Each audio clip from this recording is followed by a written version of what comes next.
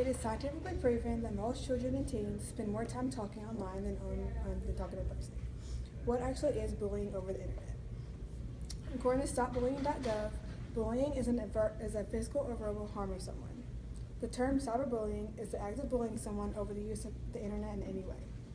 It can be used over any type of electronic device, including cell phones, tablets, computers, and even game systems like PS4 or Xbox. They can also get on different websites to bully children. They can be over social media, like Facebook, Instagram, or Twitter, Snapchat, all that stuff. And then any texting site. The punishment now for cyberbullying is not really that big of a deal.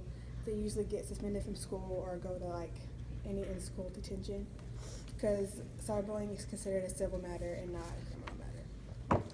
I believe that cyberbullies should get more punishment than they actually do. The effects of cyberbullying, there's like 3 different main effects. There's mental issues, from Dr. Jennifer N. Caudle states that bullying can cause children to develop different mental health issues, including anxiety, depression, unhappiness, and poor sleep. Depression is a mental illness that affects the way you act, the way you think, and the way you feel in a negative way.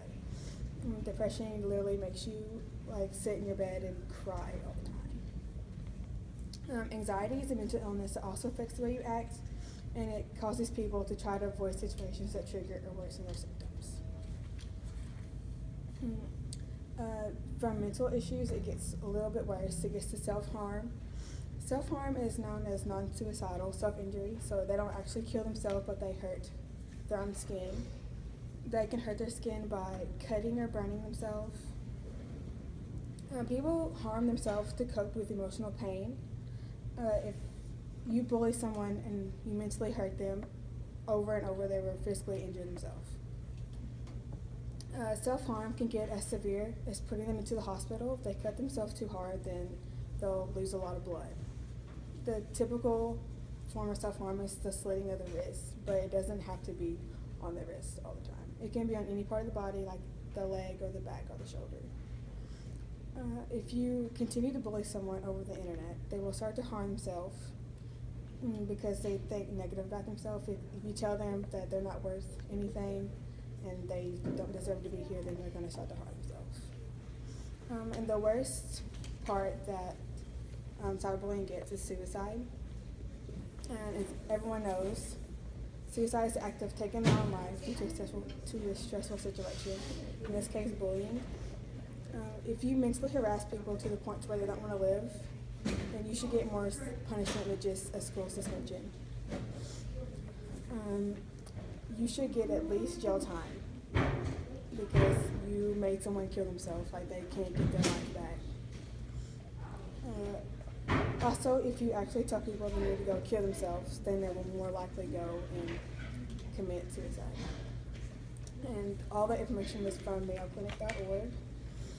And from ABC News, there was a story y'all may all know, Amanda Todd.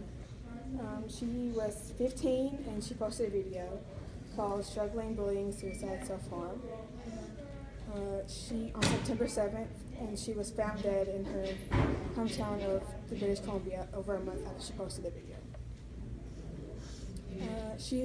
At first, she used a webcam to talk to people over the internet, and they told her she was beautiful and perfect, but then overall a man pressured her to flash her chest to everybody, and he kept pressuring her, and eventually she did. They met through Facebook. A man she didn't know said if she didn't put on a show for him, then he would send the photo to everyone. And then over Christmas break, the police came to her house and told her that the photo was sent to everyone. She quotes that she got really sick and got anxiety, major depression, and panic disorder, and then she moved and got into drugs and alcohol. When she moved, she got beat up, she got pushed in a ditch. People told her to go kill herself, and she didn't really get the feeling she wanted. Then she moved again, and then the torture followed her through Facebook. The students posted pictures of ditches and said that she should try another bleach. And The spokesperson for the high school said, "We typically, as a school district, don't talk much about death. But with the family's endorsement, we did choose to do so because it is important to point out the dangers associated with social media and cyberbullying." In conclusion, cyberbullies should get more than school-related punishments, such as suspension and expulsions. They should get jail time because if it makes them go kill themselves, they should get more than just going to a school.